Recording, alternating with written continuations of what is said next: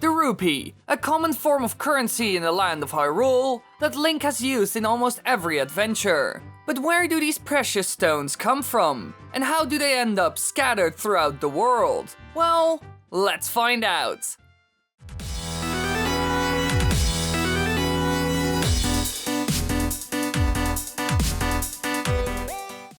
Rupees have appeared in nearly every Zelda game to date, except some weird ones.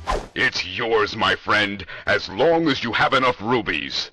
They are most commonly acquired by defeating enemies, cutting tall grass or bushes, throwing rocks, smashing pots, rolling or dashing into trees, winning minigames, or found inside treasure chests. They can also rarely be found simply lying around in the overworld and in dungeons, and are sometimes given to Link as a reward for completing certain side quests. Everyone in Hyrule and also a lot of other kingdoms use them as money, and their entire economy is based around it. But we never see or hear about them except when it's used to pay for something. We have never seen where they actually come from.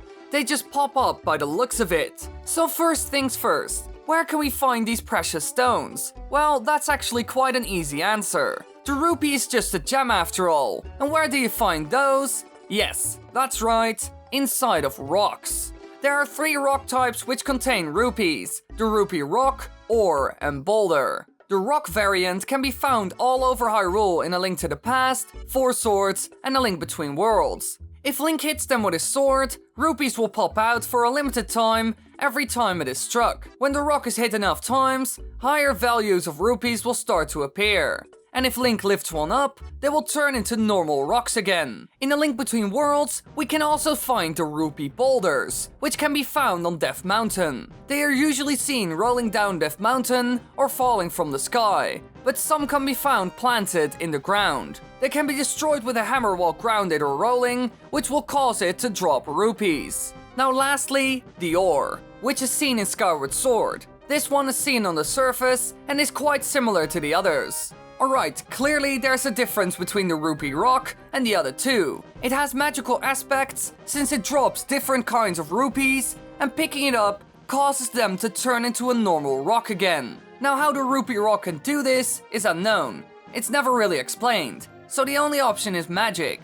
But the boulder and ore are a completely different story. These will always give rupees, and you can even see them on the outside of it. And another interesting thing, the boulders are found on Death Mountain, so this probably means that rupees can be found inside the mountain itself. And the same goes for Eldin Volcano with the rupee ores. But the question is, how do they supply the entire kingdom then? We have only seen one big mine that could supply the kingdom on Death Mountain throughout the entire series, and that was the one seen in Twilight Princess. However, they never mined for rupees in the Goron mines as far as we know, and we don't even see rupees inside the rock of the mountain when going through the dungeon. Besides that, it's not even used by the Gorons in the game, and if it would make money, then it would be logical to keep it running.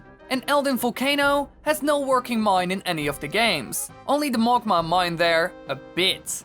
So while Link can find his money in rupee stones, ores and boulders, the citizens wouldn't really head out to such dangerous places to get them. Only adventurers would really do that. So how do the citizens of Hyrule get their money? Sure, you could say they're selling products and services and make money that way. But this wouldn't explain how they got new rupees in the first place. A currency needs to be created and provided in order to run. Look at America. They print new dollar bills every day in order to maintain a constant amount of dollars to spend. Some get destroyed or lost, and those need to be replaced. However, it could be that adventurers and solo miners are the way they get their rupees.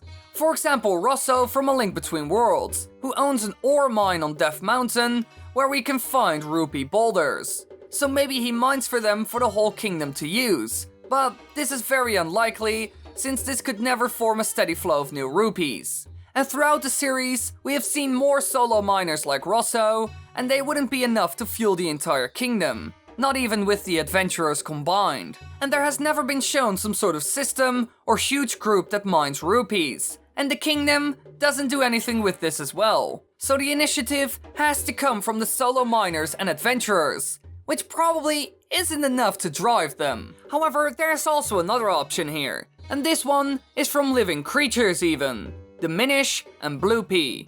The Minish from the Minish Cap, which resemble anthropomorphic mice that have, like hylians, long pointy ears, and they help hylians as best they can. These creatures aren't visible to the eyes of adults. But that's not the important part. The forest ones have something special. They delight in making humans happy by hiding helpful items and rupees under grass and rocks all over the world. And then there's the Bluepea from Breath of the Wild. During the legendary Rabbit Trail side quest, Link must take a picture of a Bluepea for Peaks in exchange for a silver rupee. Afterwards, Peaks speculates that perhaps Bluepeas make all the rupees found in Hyrule, since they drop rupees when hit. So could it be a combination of these two creatures, creating and scattering all the rupees around the land for the people to find and use? Well, this wouldn't really work. There aren't enough of them, so they would most likely not generate the amount needed.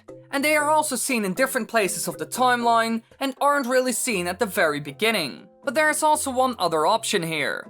However, there's a problem with it since it's never really mentioned. What if it all started with the Bluepeas and the Minish, and they created all the rupees, even the mineable rocks? The Bluepeas can create it all out of thin air, and the Minish appear to also get them from nowhere. This works especially well with the Bluepeas, since they have a leader that's essentially a god, the Lord of the Mountain.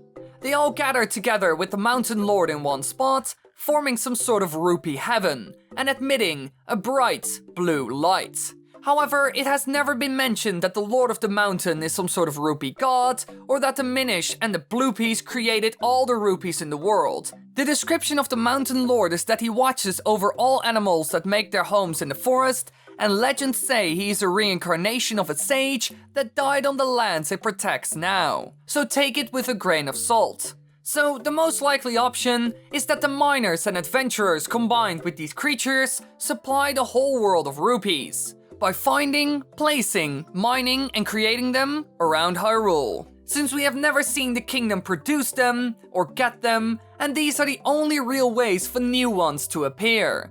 Now of course, some were seen earlier than others. For example, the Bluepea is only seen in Breath of the Wild, or there weren't even new rupees at all, and they just did it with the amount they had. But that doesn't really work in the long run.